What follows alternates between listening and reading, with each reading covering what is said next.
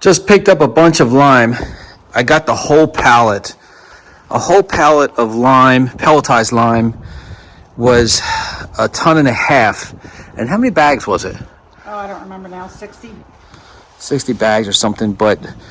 And what else did we get? I got a bunch of seeds they had because they sell out fast. But I got soybeans and buckwheat and ladino clover. I got a bunch of stuff, but the lime was step one. So just so you guys know, if you buy it by the pallet, it's a lot cheaper. Just get the whole stinking pallet. That wasn't too bad, stacking all that. Wow, 1.5 tons. And there's 4 bags of triple 19 on here.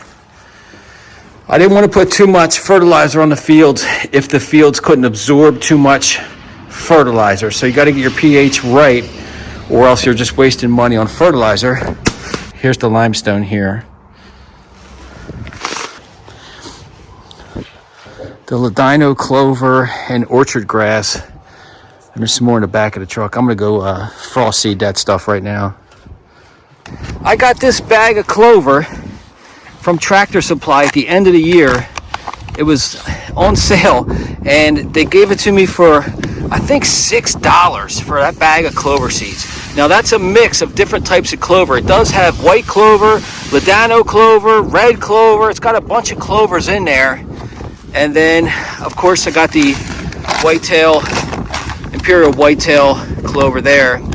And I'm only going to use a bag there because I got somewhere else to put the rest of that. But we're going to mix them together here with the spreader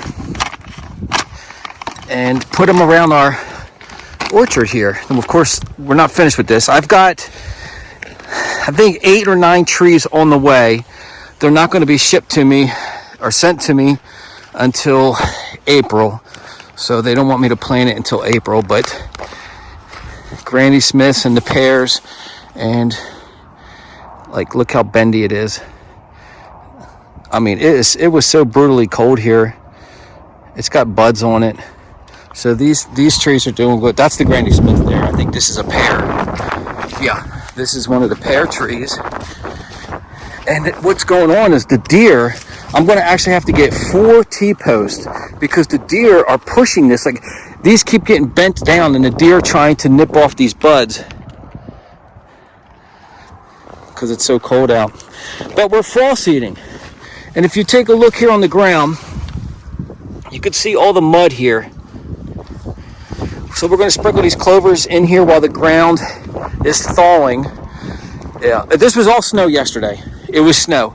And today it got up into the 50s, and all this just melted so fast. It's beautiful out right now.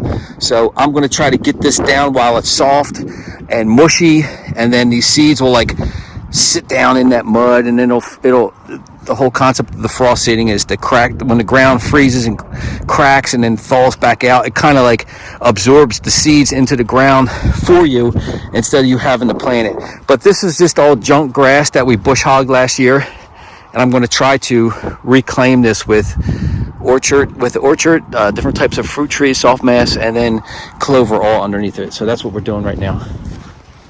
Did you shake it up? Mixed it with her hand. Let's take a look here. And the blue ones, I think, is the imperial. Yeah, see, that's inoculated or something. It actually has the chemical on it, whatever that does. No, that's good. We're going to put the rest in the other field. Okay.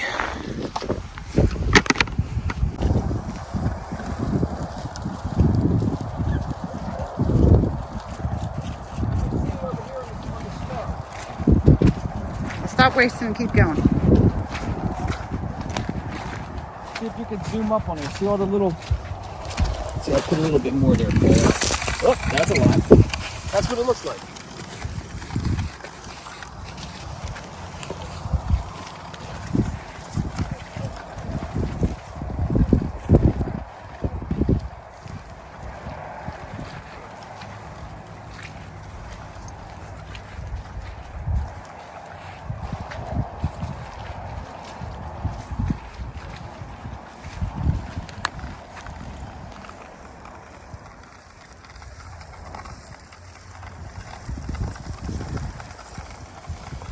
I've got a 50-pound sack here that I bought a frost seed take a look at this beautiful field. It's at least 2 acres up here, and it's basically junk. It's junk grass. It used to be a good hay field, but over time the weeds have taken it over. So this year I'm going to try something new. I'm going to try to frost seed this. I got a blend here of Ladino clover, some other clover, and then orchard grass.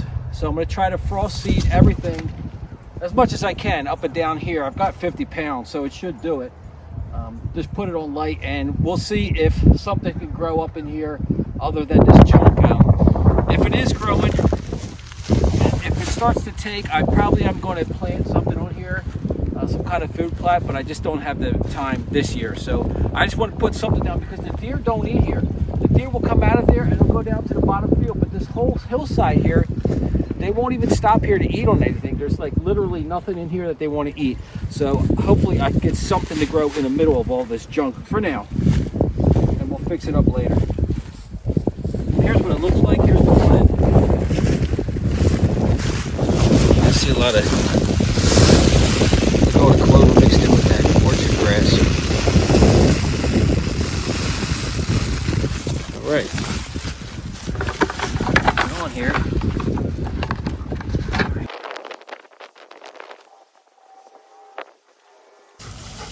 Maybe you'll find some more sheds while you're walking I was this. looking. I was seeing if I was see any. I think I got it coming out pretty good. I could see it. Oh. The dogs were right in the middle of it the whole time. Look how they turn these hills into mud where they walk. Yeah.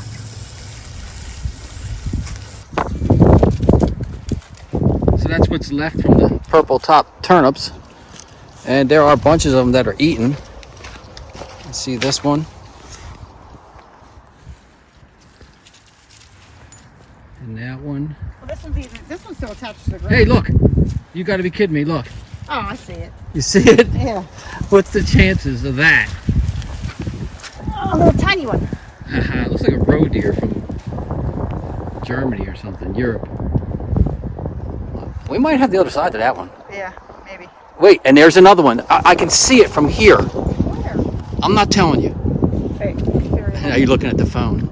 I did. I cheated. You cheated. I still 10 yards away from us. I still don't say it. Start walking. Keep walking. Keep going. Keep going. I don't say it. Keep going. Yeah. Look how muddy it is. Go right. Turn right. Straight. Oh, I see it. How do you miss that? How did we miss that? This is the other side of the one you found this morning. See how wide it is? Yep, that's it. We've got a set. Actually, we might have 2 sets. Both those little guys. I think we already found the other sides to them. It's crazy. I'm sitting here walking with the, if you could see me, I'm walking with the chest spreader on. And we just spread the 2 acres back there, frost seeded that, and we're just on our way back and checking out what's left of these turnips here. The food plot is just a muddy mess, which is good. I mean, the dirt looks pretty good.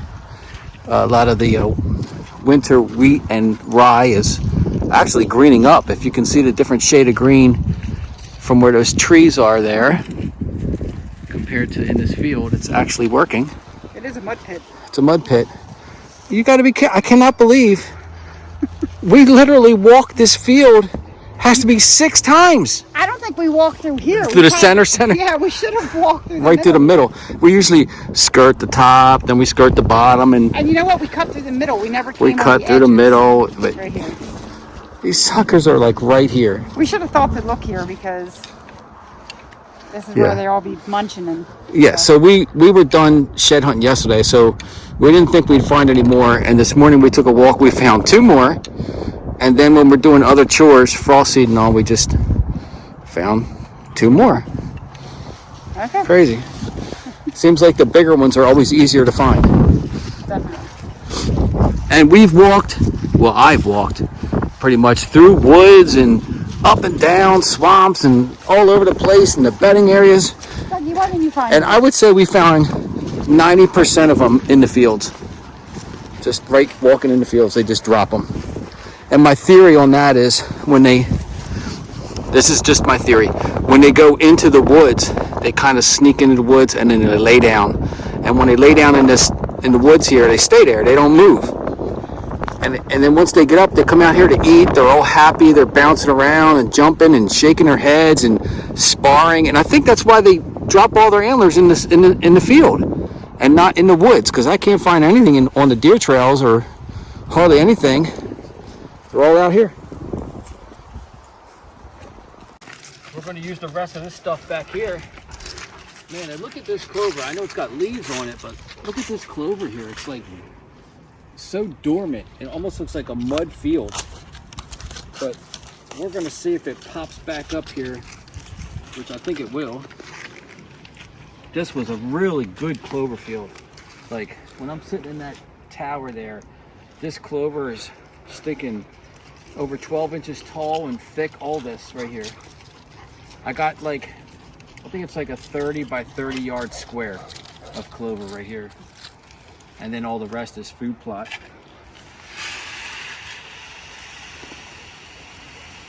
What we're going to do is a special blend of Whitetail Institute, Ladina clover, white clover, crimson clover, clover and clover and clover.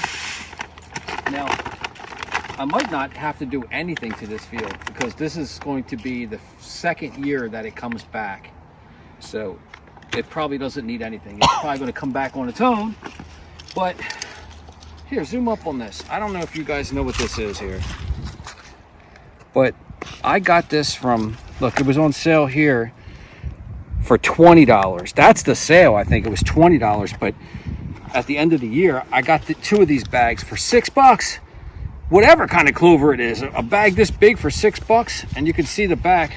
Look at the back of that thing. Got all kind of clovers in there. One of them's got to grow. Something's got to grow. We'll see. Some long clovers. Because I'm tired of mowing grass. So everywhere I was mowing grass the last few years, I'm like, why am I mowing grass for no reason? Wasting my time. Gas for the mowers.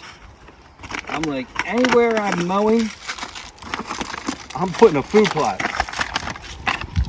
And preferably, if it's not a spot where I'm actually hunting, I'm going to put a perennial, something that comes up every year on its own, because I don't want to cut grass. I'll cut the trails, like the edges of the field, but not the whole thing anymore. All right, let's see how this goes. Oh, yeah. Yeah, look at that. Look at that.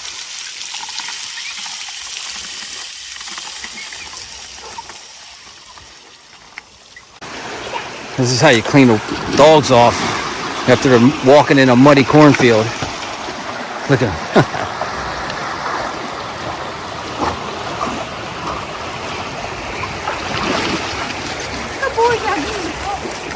Gotcha. Let's move.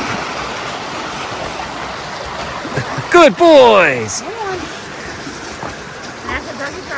That's how the dog thinks he's drying off. Good boy. All right, Doug. All right? Ready? You good? They play all day if you let them. They'll play all day, then they crash at night. They jump on the couch and they're done. All right, let's go. All done.